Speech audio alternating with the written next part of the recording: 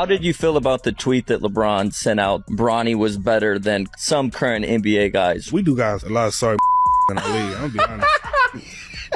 He has the Bugatti engine, but he wants to drive the speed limit. He don't want a ticket. I don't want a ticket, right? That's how he uses his body.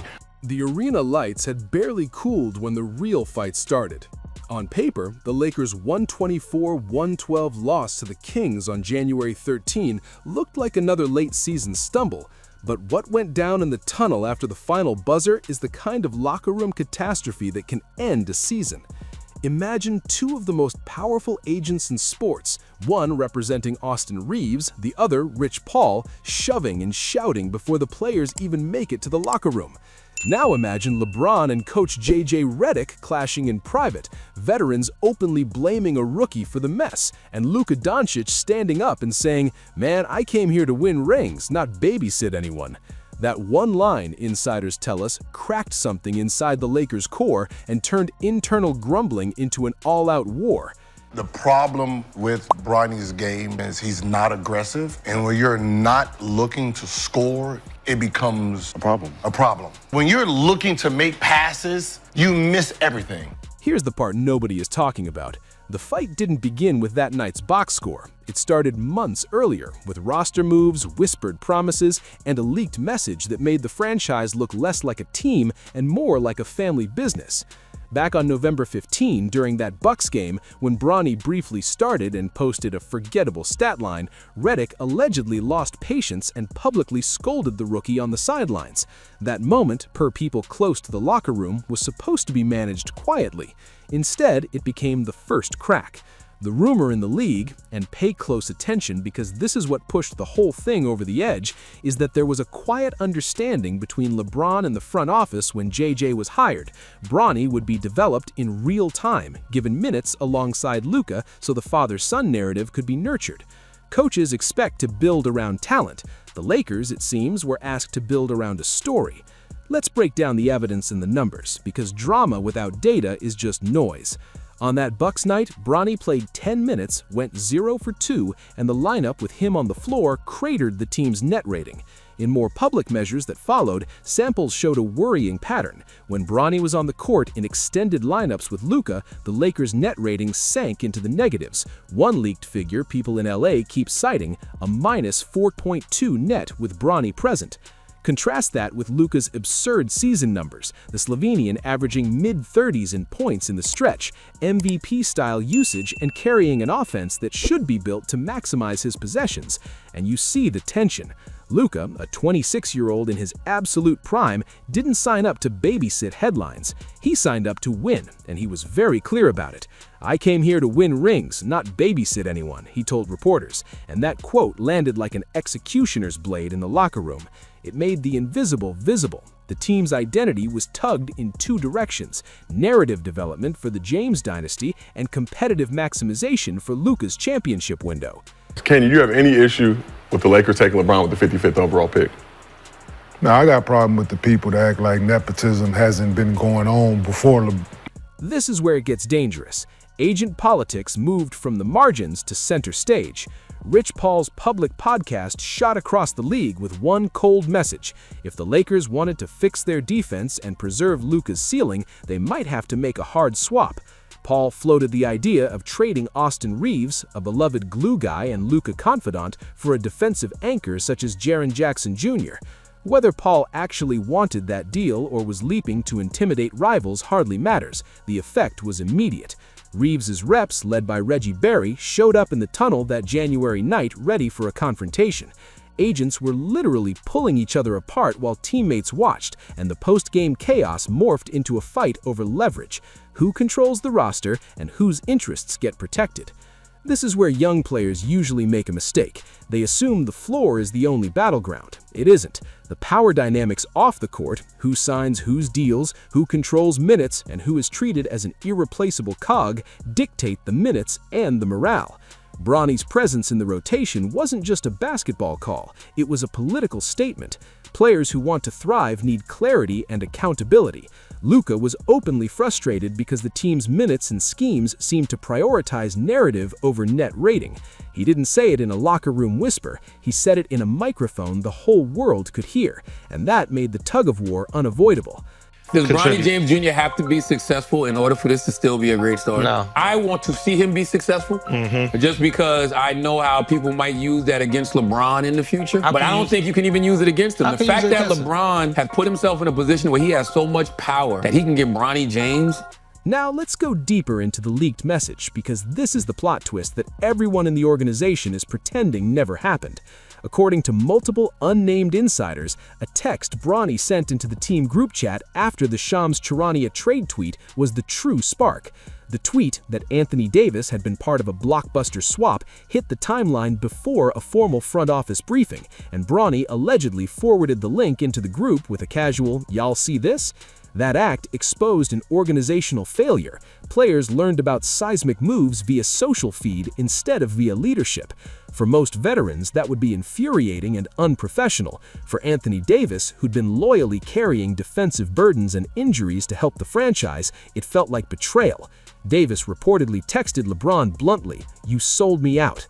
LeBron's scramble to manage the fallout was as much familial as it was institutional, and the trust fractures multiplied from there. Here's the part nobody is talking about.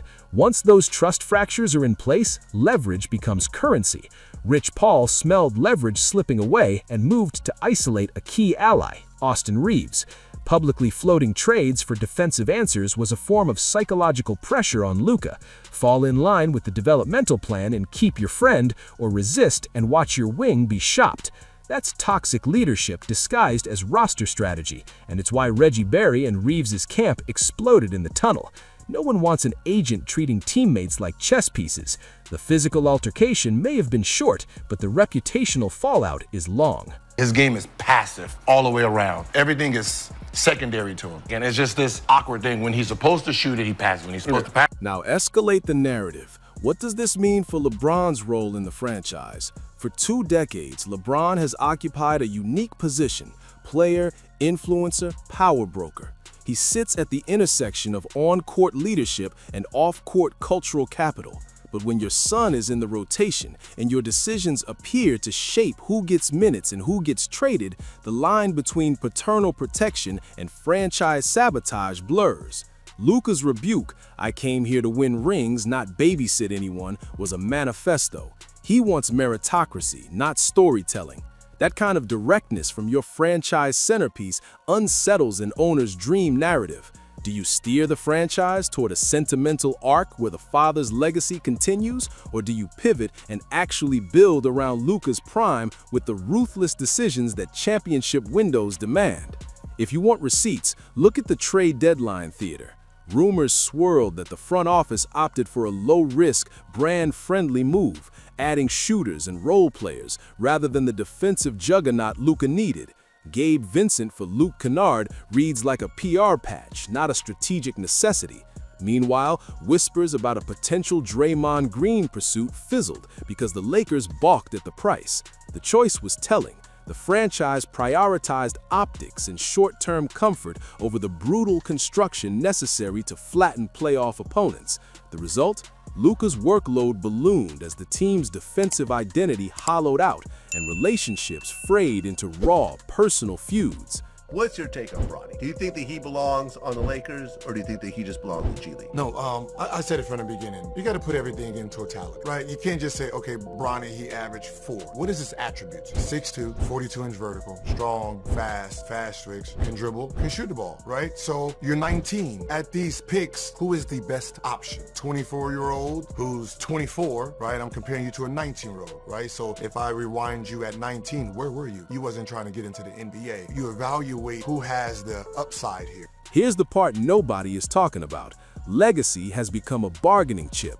For LeBron, preserving the family narrative could look like securing Bronny's minutes and protecting his brand. For Luka, legacy means rings and dominance. For Austin Reeves, legacy is a life-changing contract and the assurance he's not a sacrificial piece. These legacy priorities collide, and when they do, someone ends up collateral. That's the real heart of the tunnel brawl, Not a single bad defensive rotation, but an existential argument over whose future matters most. Now consider the human cost. Anthony Davis, traded in the blockbuster, reportedly felt blindsided. If he was shipped out because of optics, a father-son arc being prioritized, you can understand the hurt and the fury. For players like Reeves, who built trust with Luka and expected loyalty in return, the threat of being used as leverage is a salary cap dagger aimed square at their careers. And for Bronny, the kid has become the center of a political storm. He didn't ask to be the linchpin of franchise identity, yet teammates, coaches, and agents now measure his minutes against season outcomes. That's a terrifying place for any young athlete. So where does this leave the Lakers going forward? If their goal is championship hardware, a tough series of decisions must be made. Clarify a hierarchy. Who takes the last shot? Who leads the defensive effort? What the developmental cadence is. Insulate coaching from subterfuge and commit to a roster that serves Luka's prime. If, however, the franchise continues to prioritize brand protection and family narratives over efficiency and net rating, the path forward will be rocky, and not just this year. Legacy erodes quickly when locker room trust collapses. This is where it gets dangerous for LeBron specifically, when a locker room starts whispering that minutes are being allocated for reasons other than winning. The leader, often the veteran with influence, becomes the lightning rod. LeBron's decades of leadership are real, but leadership requires earning trust, not issuing protection. Luka's public statement and the tunnel chaos forced a simple question. Is LeBron building a dynasty, or is he trying to bankroll a family story on the team's time? The answer determines allegiance among teammates and ultimately whether Los Angeles can weather the playoff gauntlet. Do you trust a father's influence to guide a championship run, or do you believe a superstar like Luka deserves a roster that bends exclusively to his prime? The Lakers' season now hinges on those answers. Drop your take below and be specific.